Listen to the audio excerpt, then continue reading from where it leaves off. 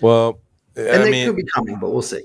but I mean, it's just tough because you got a manager that pretty much puts his players on blast. I mean, let's be honest with each other. I mean, he will Sure. just hang about anybody. I think he doesn't criticize himself enough, and he likes to play down things. I get it, but let's listen to Ten Hag and what he had to say. Okay. I think all the teams spending a lot of money. That Brighton's team cost less. Especially you. Starting with less than 20. Yeah, but I think also Brighton, they spend money, as everyone is doing. And when Man United is coming, it inflates the price. That is also the truth. Well, that's the reason. Well, I mean, they're questioning him because I'll change my mind. They're questioning him because he loses to a Brighton team that spent about 22 million. They brought a lot of money into the franchise, obviously. Over 250 million without missing a beat. So I'm gonna straw man the other side for Ten Hag, and it's this. As I have said, I will look into the camera. Manchester United are the worst run club in the Premier League by far, especially if they're going by their contemporaries, the Super League invitees, if that's our aristocratic club. They're by far the worst run club of that group. By far. Yeah, right? And so Ten Hag's remit has been discipline. I run the club, and he's getting more shit to do than he wants to. He wants to be in a tracksuit and coach. He doesn't want to be the PR person. He doesn't want to be the scout. He doesn't want to do the director of footballing, and he has to because United is such a mess that in order for that team to run, you have to try and do all the jobs that Sir Alex Ferguson did 30 years ago when it was literally just him and two guys. And now he can't coach the team. He's trying to he doesn't take responsibility for blame because he's like, well, I have to be infallible. Because if I say I made a mistake, I'm going to lose more guys than I've already lost. So I might as well just pull a Trump and be like, no, we didn't lose. They cheated. It's perfect. That's how he has to run United because there's no buffer. He has to do everything.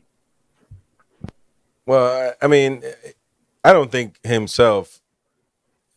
can look at the stat sheets or the previous matches and say, well, I have a poor lineup and poor me that I have to go against everybody. That's it just doesn't make sense. You still have to, I think, balance things out and his the way he talks. I mean, every week Ten Hag has every question. He has a million excuses for everything that he does, and I don't want to go, to Guardiola per se, but he just a big contrast. He tells you exactly what's going on, and we don't need excuses. We win every game. Well, I'm just saying. Well, we'll see. Because we'll talk about City. They had a rough start in that match. They still won, so you got to give them that. But now, where do you go from United at this point? I mean, Mike. You talked about. Lindo and I mean, do you bring Maguire back? Is that? I mean, I've seen it all over the place now. So is Maguire's.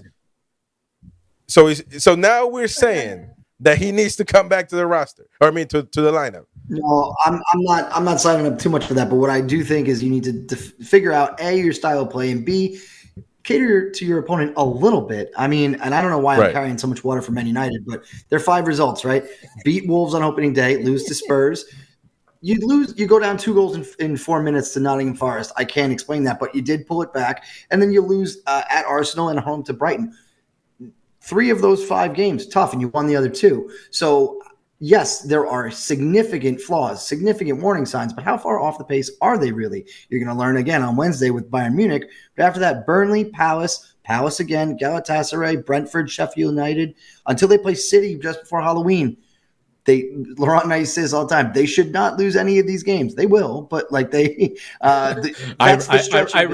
recall going through the lineup when Rangnick was coach, and we were like, yeah, they'll make top 4. They didn't make top 4.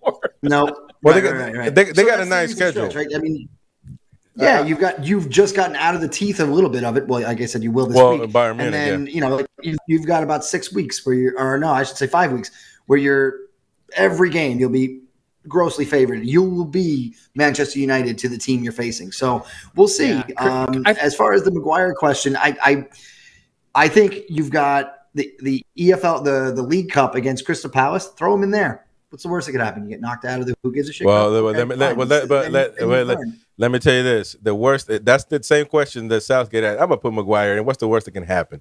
And for Scotland, and then he ended up I know, but in a low stakes game, right?